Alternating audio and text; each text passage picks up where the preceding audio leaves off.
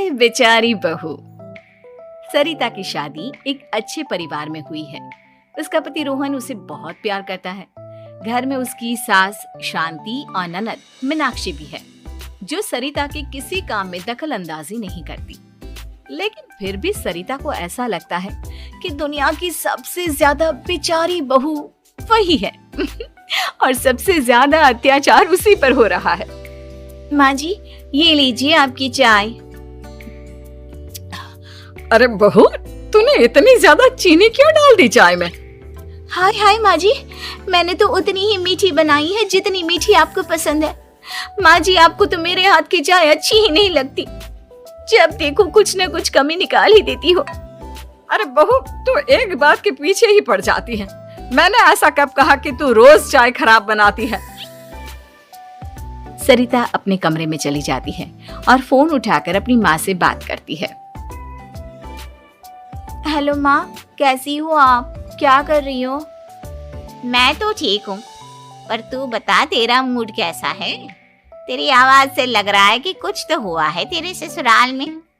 अरे क्या बताऊँ माँ, यहाँ तो हर समय मेरे साथ बहुत बुरा व्यवहार होता है। मैंने अपनी सास के लिए इतनी अच्छी चाय बनाई, लेकिन मेरी सास चाय पीते ही मुझे 4 बातें सुना दी। बेटी, तू इतनी छोटी छोटी बातों पर ध्यान ही क्यों देती हो?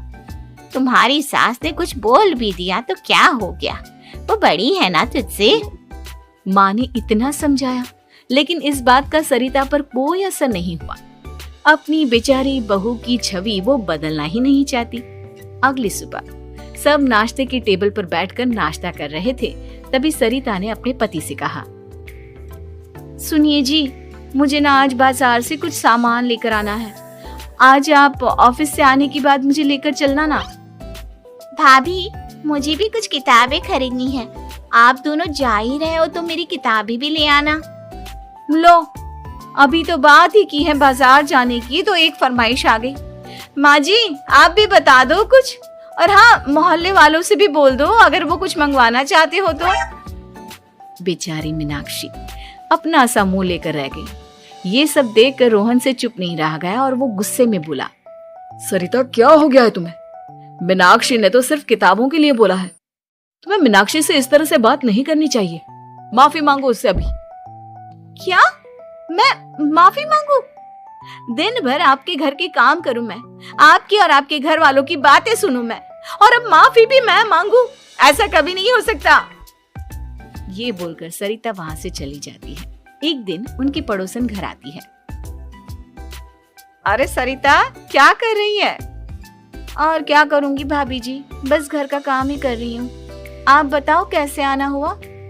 अरे मैं तो तुम्हारा हालचाल पूछने आई थी, लेकिन तुम तो बिजी लग रही हो। कोई बात नहीं, मैं बाद में आ जाऊंगी।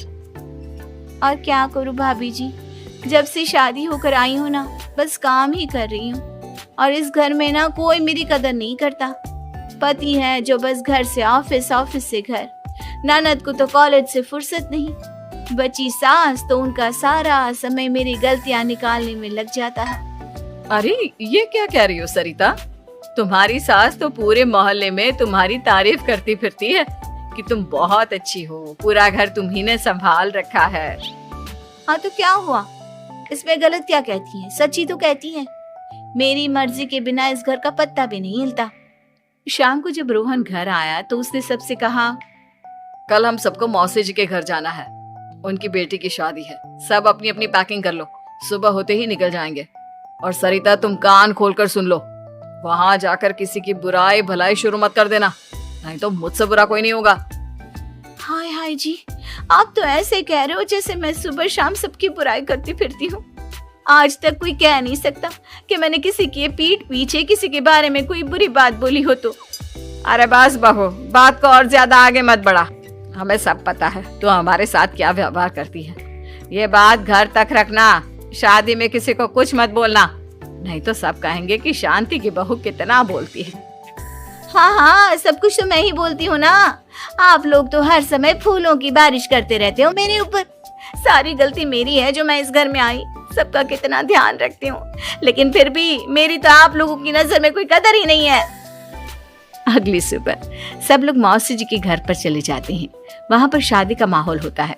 सब जगह चहल पहल होती है, बहुत सारे मेहमान आए हैं। सरिता को वहां बहुत अच्छा लग रहा है। वो अपने मन में सोचती है, यहाँ कितना अच्छा लग रहा है, कितनी रौनक है। मैं यहाँ किसी से ज्यादा बात नहीं करूंगी। अगर मेरे मुंह से कुछ ऐसा वैसा निकल गया तो रोहन जी तो मुझसे गुस्सा हो जाएंगी। सरिता ये सब सोच ही रही थी कि वहां रोहन की कजिन साक्षी आ गई और सरिता से बोली, आप सरिता भाभी हो ना? जितना आपके बारे में सुना था, आप तो उससे भी ज्यादा सुंदर हो। हाँ वो तो है, मेरी सुंदरता की तारीफ सब करते हैं। मेरे मायके में तो सब यही बोलते हैं कि रोहन जी की किस्मत बहुत अच्छी है जिन्हें मैं मिली। लेकिन आप कौन है? मैंने आपको पहचाना नहीं। मैं रोहन भैया की कजिन हूँ। आपकी शादी पर नहीं आ पाई थी ना, इसलिए आप मुझसे मिली नहीं कभी। शांति मौसी और मीनाक्षी आपकी बहुत तारीफ करते हैं। क्या कहा तुमने? मेरी तारीफ? कभी नहीं। मेरे ससुराल वाले कभी मेरी तारीफ कर ही नहीं सकते। मैं इतनी अच्छी हूँ, मेहनती हूँ, लेकिन उन्हें तो मेरी कदर ही नहीं। सारा दिन घर का काम करती हूँ, फिर भी मेरी सास ना मुझे सुनाती रहती है। और पति भी मेरी सास की साइड लेते हैं, ना कभी बाहर ले जाते हैं ना कहीं घुमाने। अगर घुमाने के लिए कभी बोल भी देना तो उनकी बहन बीच में आ जाती है। मैं कैसे रह रही हूँ उस घर में, ये मैं ही जानती हूँ। सरिता की ये बातें सुनकर साक्षी को बड़ी हैरानी हुई। अब वो हर किसी के सामने अपनी बड़ाई और ससुराल वालों की बुराई करने लगी। रोहन और शांति को सरिता पर बहुत गुस्सा आया, लेकिन वो चुप रहे। अगले दिन जब वो अपने घर पर आए, सरिता, तुमने क्यों सबके सामने मेरी इज्जत का तमाशा बनाया? तुमसे बोला था ना कि चुप रहना। अजी ऐसा भी क्या कह दिया मैंने जो इतना भड़क रहे हो? तुम जहाँ जाती हो अपना रोना शुरू कर देती हो, कभी किसी दूसरे की बात ही नहीं सुनती, बस अपनी कहती रहती हो। तुमने सबके सामने हमारा तमाशा बनाकर रख दिया है। हे भगवान, मुझे अपने पास बुला ले। जिस घर में मेरी कदर ही नहीं, उस घर में मेरा क्या काम? अरे क्या करूंगी मैं यहाँ रहकर? जो भी आता है मुझे सुनाकर चला जाता है। मैं तो किसी से कुछ नहीं कहती। सीधी सादी बहू मिल गई है ना सबको, तो जो जी में आए वो करो। सरिता ने अपने आगे किसी को कुछ बोलने ही नहीं दिया और उस दिन भी उसने सबके सामने खुद को बेचारी बना ही दिया। अगले दिन मीनाक्षी कॉलेज के लिए लेट हो रही थी, इसलिए वो हर काम जल्दी जल्दी कर रही थी। अपना नाश्ता लेने किचन में गई और पतीले में रखे गरम दूध को गिलास में डालने लगी। दूध का पतीला उसके हाथ से छूट गया और गरम गरम दूध उसके हाथ पर गिर गया। ओए माँ, मेरा जल गया। मीनाक्षी की आवाज सुनकर सरिता दौड़ती हुई आई। ये क्या किया तुमने? तुम्हें नाश्ता चाहिए था तो मुझसे बोल देती, मैं क्या मना कर देती? अब पता नहीं कितने दिन की मुसीबत पाल ली तुमने। सरिता मीनाक्षी को उसके कमरे में ले गई और उसका बहुत ख्याल रखा। उसका इस तरह से ख्याल रखना शांति और रोहन को थोड़ा अजीब लगा। माँ, सरिता के दिमाग का भी कुछ पता नहीं। कल शादी में सबको इतना कुछ बोलकर आई है हमारे बारे में, और अब मीनाक्षी की कितनी अच्छी देखभाल कर रही है। ये ऐसा क्यों करती है?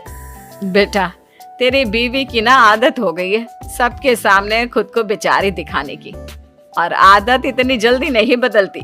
जब ये बोलना शुरू करती है तो रुकने का नाम ही नहीं लेती, इसलिए इसे पता ही नहीं चलता कि ये किसके सामने क्या बोली जा रही है। लेकिन दिल की बहुत अच्छी है। हमें भी अपना दिल बड़ा करके ये जैसी है इसे स्वीकार करना चाहिए।